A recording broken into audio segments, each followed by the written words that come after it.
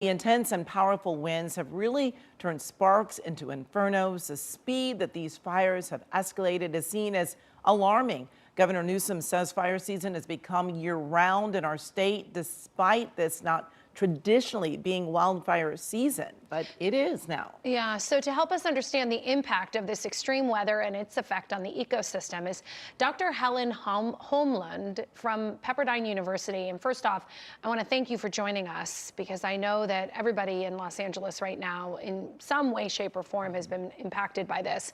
How might the increased frequency of these fires themselves influence our climate?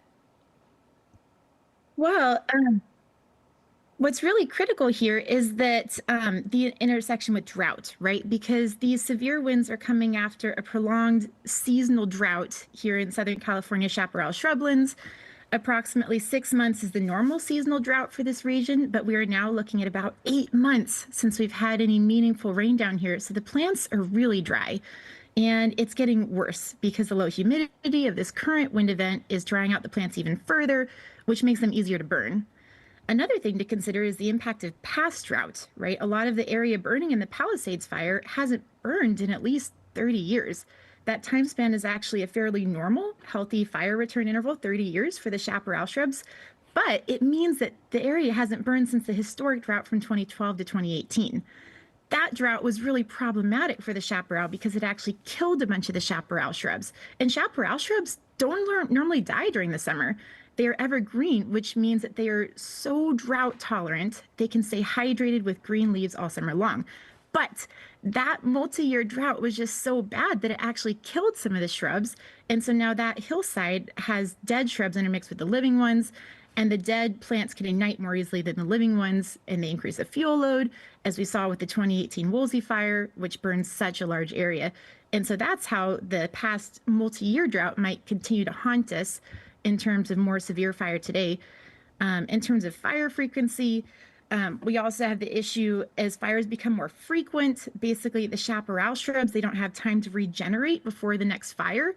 And when that happens, the chaparral shrubs get in place with these invasive annuals. And unfortunately, those invasive annual species, they die in early summer. They spend the summer dead. And so then they can ignite even more easily and contribute to even more frequent fires.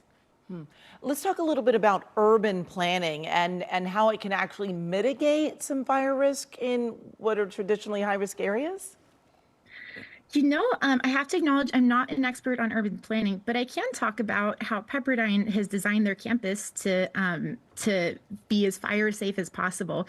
I really appreciate our Pepperdine leadership and our local fire authorities because they've collaborated to make this really safe environment for us, right? The campus was designed with fire in mind, right? Because essentially our campus minimizes that perimeter, that wildland urban interface, because all the buildings are bunched close together. And of course, our landscaping team follows local guidelines for clearing the appropriate amount of vegetation. And that just makes our buildings very much easier to defend during the fire because there's such a limited perimeter between the buildings and plants, and it's easier to defend. And of course, Pepperdine also keeps a massive holding pond on campus as a resource for the firefighters. So I think those aspects of Pepperdine's campus design really help me feel safe when we shelter and place on campus. This is our policy. You know, we talk a lot about what we can learn from these disasters. Are there lessons from fire-prone ecosystems elsewhere that could help save our state?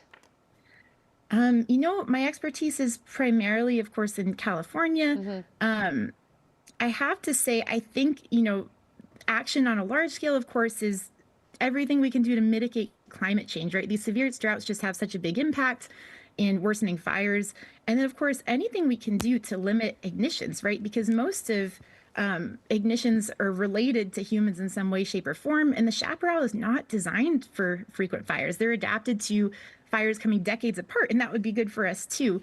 But it's just such a difficult intersection with the droughts that can make the chaparral more prone to these massive fires.